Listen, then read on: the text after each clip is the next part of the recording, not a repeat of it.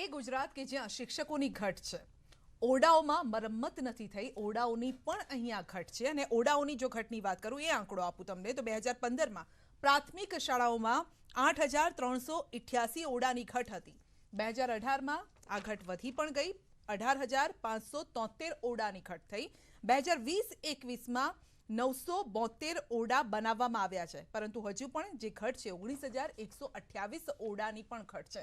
એટલે એક તરફ શિક્ષકો તો છે જ નહીં, શિક્ષકોની ઘટ તો અહીંયા છે જ, સાથે સાથે બાળકો ક્યાં બેસીને ભણે એ ઓરડા પણ નથી, ઉપર છત નથી, અને ક્યાંક જો છત છે તો એ પોપડા પણ પડી ગયા છે. તો એવામાં કેવી રીતે ભણશે આ બાળકો, કઈ રીતે ભણશે? જીતેન્દ્રભાઈ, શિક્ષકોની ઘટ છે, બીજી તરફ ઓરડાઓની પણ ઘટ છે, બાળકો કેવી રીતે ભણે આમાં?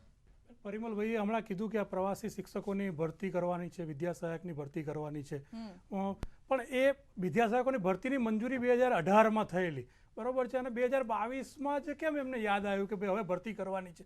એનું એક જ કારણ છે કે ભાઈ ઇલેક્શન નજીક આવે છે એટલે આપણે ભરતી ચાલુ કરવાની, ત્યાં સુધી ભરતી નહીં કરવાની. તમે વાત કરી ઓરડાની, તો આપણે ઘણી વખત આપણા મીડિયાના માધ્યમથી બી જોયેલું છે કે ભાઈ ઉપરથી પાણી પડતું હોય, ઓરડા ના હોય, વિદ્યાર્થીઓ બહાર ઝાડ નીચે ભણતા હોય. એટલે સરકારની એક જ પોલિસી છે કે સરકારી સ્કૂલો જેટલી બને એટલી બંધ કરવાની, અને એના લીધે બધા વિદ્યાર્થીઓ પ્રાઇવેટ સેક્ટરમાં ડાયવર્ટ થાય. એટલે એમનો મેઇન ગોલ એક જ છે કે સરકારી સ્કૂલો બંધ કરી નાખવાની, જેટલી બને એટલી સરકારી સ્કૂલો બંધ કરવાની. આજે પરિસ્થિતિ એવી, હું 21 વર્ષથી એજ્યુકેશન લાઇનમાં છું, મેં પરિસ્થિતિ જોઈ છે કે વિદ્યાર્થીઓનું એજ્યુકેશન એટલું બધું ખરાબ હોય છે કે 10મા ધોરણમાં આવેલો વિદ્યાર્થીને સર લખતા નથી આવડતું. અને આપણે આ એજ્યુકેશન સિસ્ટમ ઉપર ચાલીએ છીએ. એ કોના કારણે? એ પ્રાઇમરી સરકાર, પ્રાઇમરી શિક્ષકોની ઘટ. શિક્ષકો જ નથી બેન. સમાજ વિદ્યાનો શિક્ષક ઇંગ્લિશમાં શું ભણાવવાનો વિદ્યાર્થીને? કઈ રીતે ભણાવી શકે? મેથેમેટિક્સ કઈ રીતે ભણાવી શકે? વિદ્યાર્થીઓને તમે રેન્ડમલી છોકરાઓને, સરકારી સ્કૂલના છોકરાઓને પૂછો કે 32,880 લખ, તો એને લખતા ના, 50% વિદ્યાર્થીઓ જેને લખતા ના આવડતું. એનું એક જ કારણ છે કે શિક્ષકોની ઘટ. અને રાજ્ય સરકાર 27 વર્ષથી ભાજપની સરકાર છે, 27 વર્ષ થયા, હજુ ક્રમશઃ ક્યારે ભરતી પૂરી થશે? હજુ બીજા 27 વર્ષ લાગશે સરકારને. હમણાં જ કીધું પરિમલભાઈ, હમણાં જ કીધું કે જે 18,000 જે ખાલી જગ્યાઓ છે એ પણ ભરવાની છે, પણ ક્યારે ભરવાની છે? અને એમણે કીધું કે ચૂંટણી આવી રહી છે એટલે તમે 3300ની જગ્યા બહાર પાડી છે. ના, ખોટી વાત છે. આમ આદમી પાર્ટીના મારા મિત્ર અને કોંગ્રેસના મિત્ર એમનો પક્ષ મૂકી શકે છે, હું એમની સાથે મારી સંવેદના જોડાયેલી છે, પણ એમાં સત્ય એટલા માટે નથી કે જેમ જેમ શિક્ષણમાં ઉત્તરોત્તર પ્રગતિ થાય છે, એનરોલમેન્ટ રેશિયો વધે છે, સરકાર માટે આ ચેલેન્જીસ આજે આપણે ડિબેટ કરીએ છીએ ને, 2026માં પણ આ ડિબેટ કરતા આવીશું. એ વખતે પણ વર્ગો ઓછા પડશે, કારણ કે એ વખતે વધારે વિદ્યાર્થીઓ દાખલ થયા હશે, વધારે ઉચ્ચ શિક્ષણમાં પણ જરૂરિયાત પડશે. એક વખત 7 યુનિવર્સિટી હતી, આજે 52 યુનિવર્સિટી આપણે બનાવી છે, તો પણ ઓછી પડવાની છે.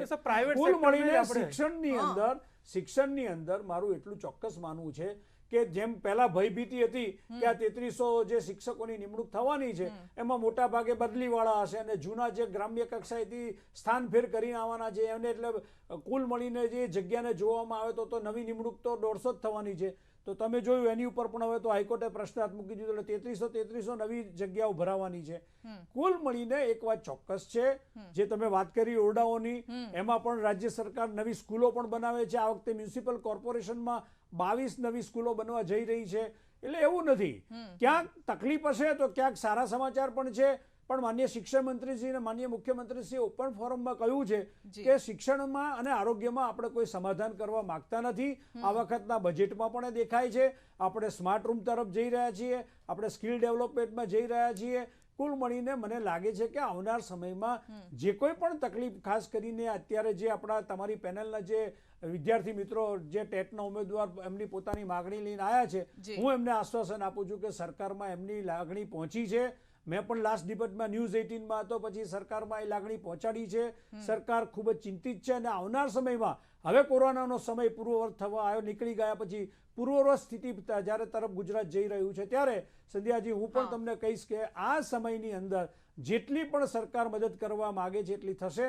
અને આજે પ્રવાસી શિક્ષકોમાંથી બહાર નીકળીને કાયમી શિક્ષકની પણ ભરતી ટૂંક સમયમાં પણ સરકાર ટૂંક એટલે એ લોકો તો એ જ ઈચ્છી રહ્યા છે આ ચૂંટણી, કારણ કે ચૂંટણીનું વર્ષ એટલે એવું ના થાય કે ચૂંટણી પતી જાય પછી આ ફક્ત ખાલી આશ્વાસન રહી જાય. એટલે આશ્વાસન જ રહી જાય એવું પણ ન થાય, કારણ કે વિદ્યાર્થીઓ જ કહી રહ્યા છે. અને એમનો સવાલ અમે તો આપને પૂછી રહ્યા, એક નાનકડા બ્રેક માટે રોકાઈ રહ્યા છે, ત્યારબાદ સવાલ સાથે પાછા ફરીશું કે ફક્ત આ આશ્વાસન ન રહી જાય એ જોજો.